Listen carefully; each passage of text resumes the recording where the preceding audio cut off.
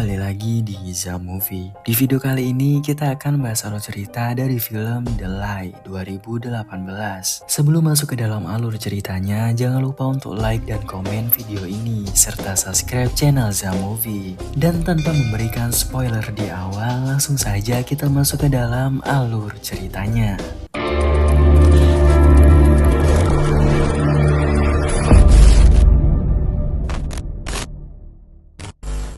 Falling asleep. Don't wake her up, Jay. Go to sleep, Kayla. Say hello. Hey baby, look at the camera.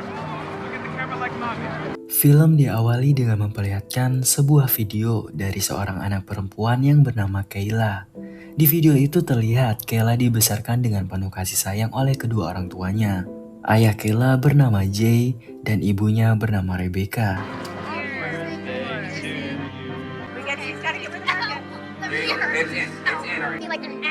Kayla, where are you right now?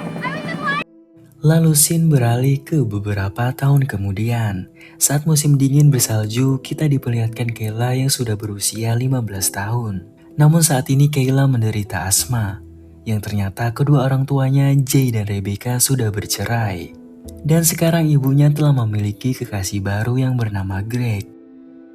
Saat itu mereka akan mengantarkan Greg ke bandara untuk urusan bisnis. Dan setelah itu Kayla dan Rebecca akan menuju ke rumah Jay.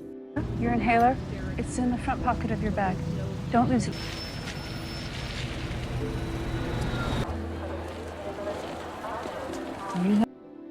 Namun Kayla terlihat seperti tidak suka saat melihat kemesraan ibunya bersama Greg. Bye, Kayla.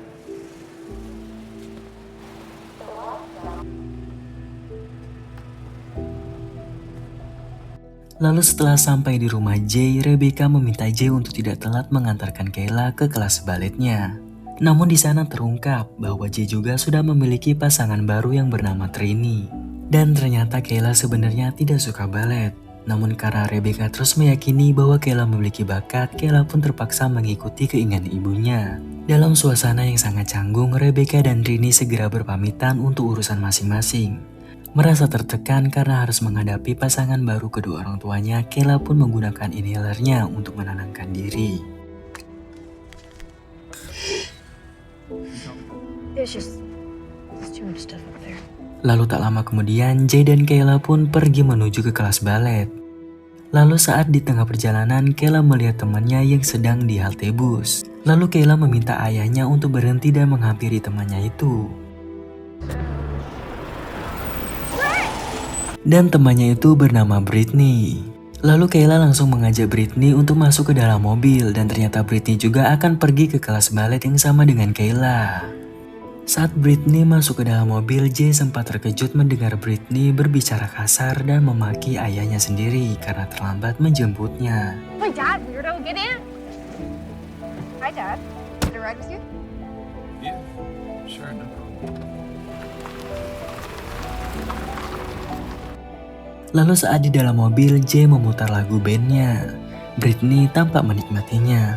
Namun suasana menjadi sedikit aneh karena Britney terkesan menggoda Jay, yang membuat Kayla sedikit risih. Sweet. So, are you like, I go to the Soul Garage sometimes? You ever play there? No. Kayla juga sempat mempertanyakan luka memar di pipi Britney. Namun Britney tidak menjawab dan malah berkata kasar ke Kayla. Quit staring, stalker. Lalu tak lama kemudian, Britney meminta Jay untuk menghentikan mobilnya sejenak, yang dikenakan alasan mendesak ingin membuang air kecil. Lalu saat mobil berhenti, Kayla dan Britney pun langsung masuk ke dalam pepohonan. Namun setelah menunggu cukup lama, Britney dan Kayla tidak kunjung kembali. Lalu Jay akhirnya menyusul masuk ke dalam hutan untuk mencari mereka. Dan tak lama Jay mendengar suara teriakan. Jay terkejut menemukan Kayla yang sedang duduk di pinggir jembatan dalam kondisi syok berat. Lalu Jay segera menarik putrinya turun, namun Kayla terbungkam saat ditanya mengenai keberadaan Britney. Dan kepanikan Jay memuncak ketika ia melihat tas merah muda milik Britney tergeletak di pinggir sungai. Jay menduga Britney telah jatuh dan terbawa arus yang deras. Jay pun berusaha mencari, namun Britney sama sekali tidak ditemukan.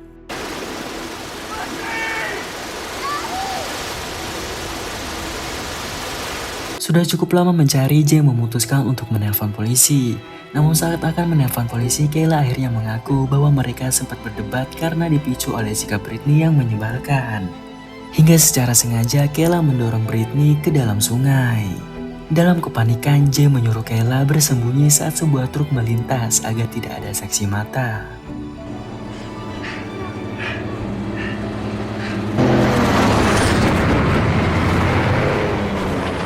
Lalu setelah itu scene beralih ke kantor hukum tempat Rebecca bekerja. Di sana Jay berniat memberitahukan Rebecca soal kejadian tadi. Namun Jay mengurungkan niatnya karena Rebecca sudah terlanjur marah dikarenakan mengira Jay membatalkan mengantarkan Kayla ke kelas balet. Lalu di luar Jay malah mendapati Kayla yang malah sedang bermain ayunan. Jay pun marah dikarenakan Jay sudah menyuruh Kayla untuk tetap berada di dalam mobil. Namun tiba-tiba Kayla tidak bisa bernafas dan ia pun muntah-muntah karena kehilangan inhalernya sehingga Jay segera membawanya pulang ke rumah Rebecca. Lalu saat sudah berada di rumah, kondisi Kayla pun mulai membaik dan Rebecca mendapatkan telepon dari kelas balet. Tell them she's Hi. Setelah selesai menelpon, Jay sedikit berbincang kepada Rebecca, namun Jay mendapati Kayla sudah tidak ada di sofa. Dan ternyata Kayla sedang berendam di bathtub untuk menenangkan dirinya.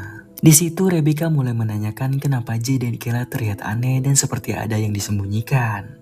Kayla yang merasa ketakutan akhirnya menceritakan seluruh insiden maut tersebut kepada ibunya dan seketika membuat Rebecca shock luar biasa. Lalu Jay dan Rebecca dilanda kepanikan luar biasa menghadapi keterlibatan putrinya mereka dalam kematian Britney.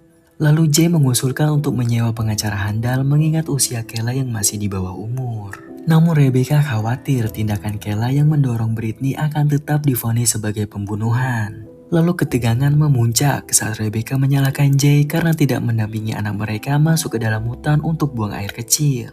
Meski Rebecca sempat berniat mencari Britney di sungai dengan harapan masih ada keajaiban, Jay menghentikannya. Jay meyakini Britney sudah tewas akibat patah leher, tenggelam ataupun mungkin hipotermia. Dan akhirnya Jay mendesak Rebecca untuk bekerjasama menutupi kejadian ini demi melindungi masa depan Kayla. Dan Jay meyakini Rebecca bahwa insiden itu murni ketidaksengajaan tanpa saksi mata. Lalu di malam harinya, Rebecca dihantui mimpi buruk melihat jasad Britney yang sudah membiru.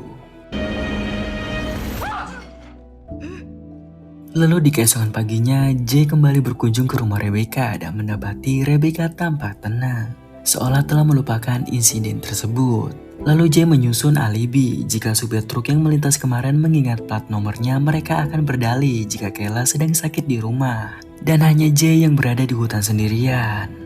Lalu ketegangan memuncak saat Rebecca mengungkap pengakuan Kayla bahwa pemicu keributan itu adalah sikap Britney yang menggoda Jay dan Jay terlihat meresponnya. Perdebatan sengit kedua orang tuanya memicu tantrum Kayla. Ia mencoba kabur dari rumah dan justru menyalahkan ayahnya sebagai penyebab ia mendorong Britney, yang seketika menyulut emosi Jay.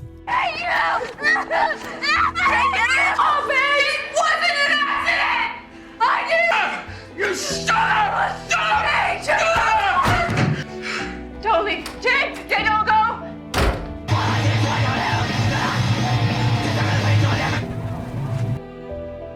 Lalu tak lama kemudian datang seorang pria yang tak lain adalah ayah dari Britney. Ia bernama Sam.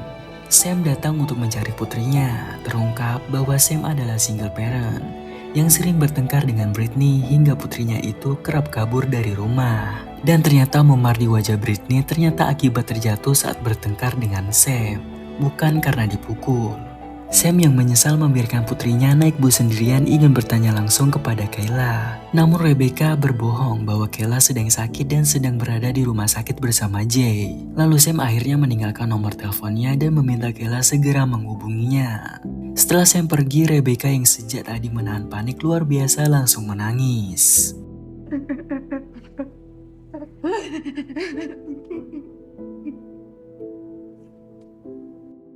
Lalu Rebecca mendesak Kayla untuk menelpon balik Sam yang berpura-pura tidak tahu keberadaan Britney. Namun Kayla justru bersikap aneh dengan menonton kartun sambil tertawa seolah tanpa beban. Not doing it, centipede songs, Georgia! You call him right now. Jay yang baru tiba berencana membawa Kayla menginap di hotel selama beberapa hari untuk menenangkannya sekaligus menyusun taktik penutupan kasus. Lalu saat hendak berangkat, Sam kembali muncul karena teleponnya terus diabaikan. Sorry, I didn't. Is Kayla back now? I really need to talk to her. Hey, can I help you?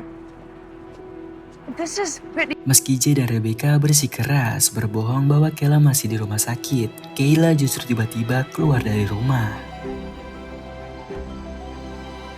Sam pun di sini mulai curiga kepada Rebecca, Jay dan Kayla dikarenakan mereka telah berbohong. Sam yakin ada sesuatu yang telah disembunyikan. Sam mencoba mendekati Kayla untuk bertanya. Namun karena terus dihalangi oleh Jay, Sam tersulut emosi hingga memukul wajah Jay. I didn't mean to. He's acting crazy. I'm going to the police. Lalu saat Rebecca mengobati luka Jay, mereka sempat berbagi tawa dan tatapan rindu akan masa lalu mereka. Lalu Jay kemudian mengusulkan rencana licik memanfaatkan luka lebam di wajah Brittany untuk memfitnah Sam sebagai tersangka pembunuhan putrinya sendiri jika polisi terlibat. Meski awalnya nurani Rebecca menolak menuduh orang yang tak bersalah, ia akhirnya luluh demi melindungi Kayla. Rebecca pun menemui detektif kenalannya yaitu Alicia untuk melaporkan kehilangan Brittany selama 24 jam. Dalam laporannya, Rebecca mulai menyebar fitnah dan menyudutkan perilaku Sam yang aneh, mengancam dan menuduh Sam telah menyiksa Brittany. Di rumah, Jay menemui Kayla dan mendesaknya agar menuruti semua instruksi orang tuanya demi keselamatan dirinya. Dan terungkap bahwa selama ini Kayla menyimpan rasa iri terhadap Brittany yang ternyata Brittany adalah wanita populer di kalangan laki-laki di sekolahnya. Namun berbanding terbalik dengan Kayla yang tak ada satupun laki-laki yang mau mendekatinya. Lalu tak lama kemudian detektif Alicia datang menginterogasi Kayla mengenai luka memar Brittany yang waktu pertemuan terakhir mereka. Kayla membenarkan adanya luka di rahang kanan Brittany dan mengaku terakhir bertemu 2 hari yang lalu. Lalu tanpa arahan dari orang tuanya, Kayla secara sadar berbohong dengan menyudutkan Sam sebagai ayah yang temperamental dan sering memukuli Brittany. Jay terkejut menyadari Kayla berbohong secara spontan tentang Sam yang memukuli Brittany. Dengan sinis, Kayla mengaku bahwa bakat berbohongnya dipelajari dari Jay yang dulu sering membohongi Rebecca. Malam itu Jay menginap di rumah Rebecca selagi Greg di luar kota. Di sana mereka berbincang. Rebecca mengungkapkan bahwa Kayla yang dulu ceria mulai menyakiti diri sendiri sejak perceraian mereka 2 bulan yang lalu. Mendengar itu, Jay hanya bisa terdiam. I'm so sorry that I wasn't there all those years. She was such a happy little girl.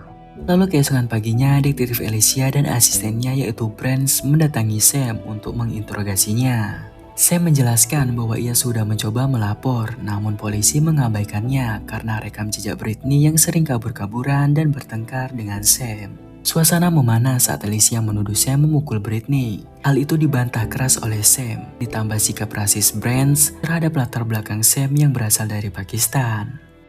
What did you say? Let's go inside, Mr. Ismaili. Sementara di rumah Rebecca, Jay dan Kayla bercanda akrab yang membuat Rebecca tersenyum melihat kedekatan mereka.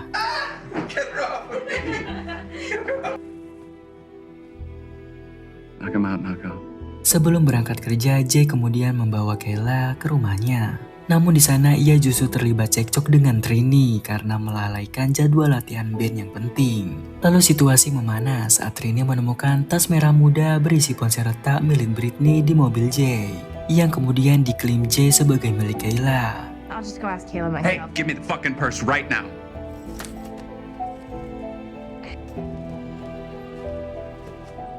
Karena jenuh mendengar pertengkaran tersebut, Kayla memutuskan pulang ke rumah Rebecca sendirian. Sementara itu, detektif Alicia dan Brent menemui Rebecca di kantor untuk melaporkan perkembangan kasus. Lalu kecurigaan polisi mulai bergeser ke Sam dan Jay setelah sinyal ponsel Brittany terlacak di pusat kota area tempat tinggal Jay.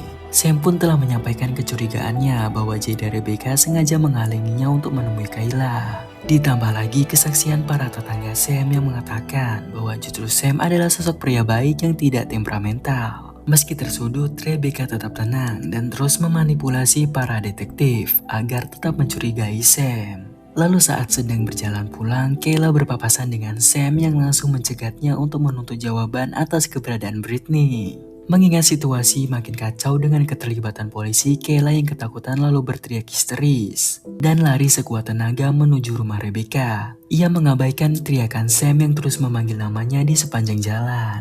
Let me go! Where is my daughter?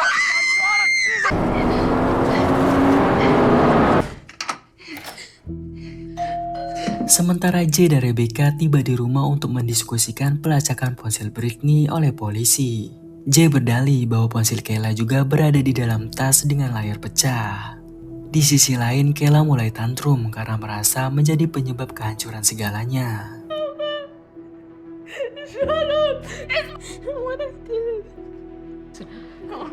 You didn't mean it.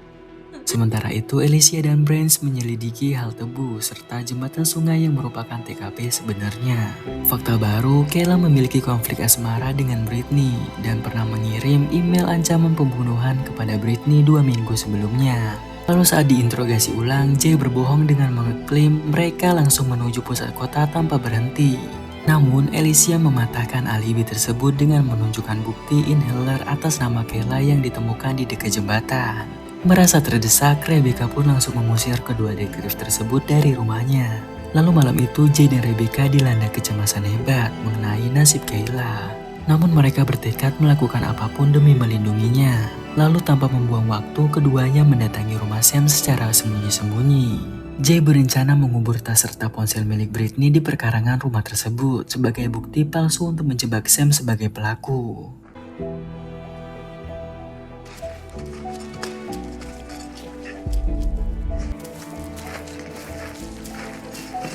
Namun di tengah aksi tersebut tiba-tiba Sam memergoki Rebecca yang sedang memantau rumahnya. Rebecca yang ketakutan langsung berteriak memanggil Jay dan di sana terjadilah pertengkaran antara Jay dan Sam. Sampai Jay yang sudah hilang akal sehatnya menyerang Sam hingga nyaris menenggelamkannya. Di ambang mautnya, Sam tetap meyakini bahwa putrinya tidak sekedar hilang, melainkan telah dihabisi oleh Kayla. Lalu saat Jay dan Rebecca mencoba melarikan diri, Sam nekat menghadangi mobil mereka. Dan saat itu Rebecca yang sudah tidak tahu akan berbuat apa langsung menancap gas dan langsung menabrak Sam. Meski Sam awalnya masih bernapas, setelah ditabrak, Jay dan Rebecca dengan dingin membiarkan Sam terkapar hingga benar-benar tewas. Lalu tindakan keji ini mereka lakukan semata-mata untuk membungkam Sam secara permanen dan memastikan rahasia Kayla tetap aman. Lalu di pagi itu setelah mengubur jasad Sam di lokasi tersembunyi, Jay dan Rebecca dilanda kegelisahan dan ketakutan hebat akibat perbuatan keji mereka semalam. Keduanya hanya bisa saling berpelukan untuk menenangkan diri. Bahkan saat mereka sarapan bersama Kayla, tatapan mereka tetap kosong hingga Rebecca tak kuasa menahan tangis.